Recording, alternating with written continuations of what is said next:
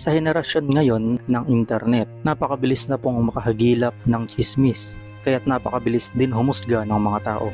Sa mundo ng social media, kapag ang tao ay nakakita ng chismis tungkol sa cheating, hiwalayan, karahasan o kahit anong issue na nakakasira sa isang tao, ang bilis na lang mag-comment at humusga. Minsan pa nga rumors lang pero pinapalaki at ibinabalita na. At napakaraming taingang kating-kati na malaman ito. Minsan pa nga fake news pero pinaniniwalaan, and worst, shinare pa. Kasiraan ng ibang tao pero sa iba ay katuwaan. Mas pinipiling magsalita ng kasinungalingan sa halip ng katotohanan. Luke chapter 6 verse 45. Ang mabuting tao ay naglalabas ng mabuti mula sa kanyang pusong sagana sa kabutihan, samantalang ang masamang tao naman ay naglalabas ng masama mula sa kanyang pusong tigib ng kasamaan, sapagkat kung ano ang nag-uumapaw sa puso ay siyang sinasabi ng labi. Now, tanungin natin ang ating sarili, ano ba ang madalas na lumalabas sa bibig natin? Kabutihan o kasamaan? Pag-ibig o galit? Kapayapaan o gulo? Kaayusan o kasiraan? Chismis o mabuting balita?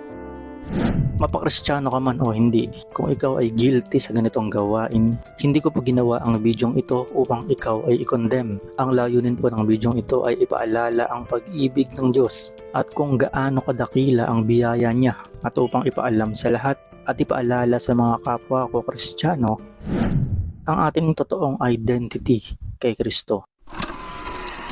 2 Corinthians chapter 5 verse 17. Kaya't kung nakipag-isa na kay Kristo ang isang tao, isa na siyang bagong nilalang, wala na ang dati niyang pagkatao, sa halip ito'y napalitan na ng bago.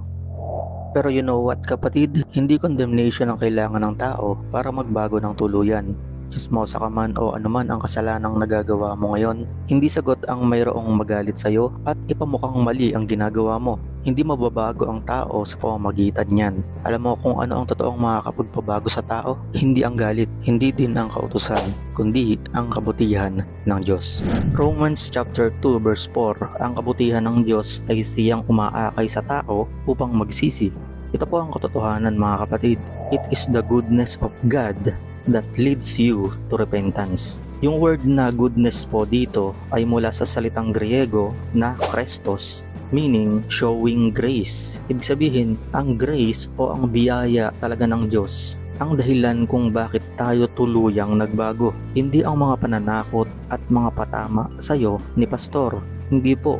2 Peter chapter 3 verse 9. God is not willing that anyone should perish, but that all should come to repentance. Yung word naman na repentance po dito ay mula sa Greek word na metanoia, na ang ibig sabihin ay change of mind o pagbabago ng kaisipan. In short, ang kabutihan o biyaya ng Diyos na ipinakita niya sa pamamagitan ng kamatayan ng Panginoong Hesus sa krus ang dahilan kung bakit tayo tuluyang nagbago. Ang pagbabago ng kaisipan na ito naman ang dahilan kung bakit nabago din ang ating mga ginagawa. Mula sa dating alipin ng kasalanan patungo sa kalayaan mula sa kasalanan. Mula sa walang habas na paggawa ng kasalanan patungo sa pag-iwas dito. Ito ay ating nagagawa dahil lubos na nating minamahal si Jesus na nag-aalay ng kanyang sariling buhay para sa atin. Ito ang ating paraan ng pagbibigay ng pasasalamat sa kanyang ginawang pagliligtas sa atin.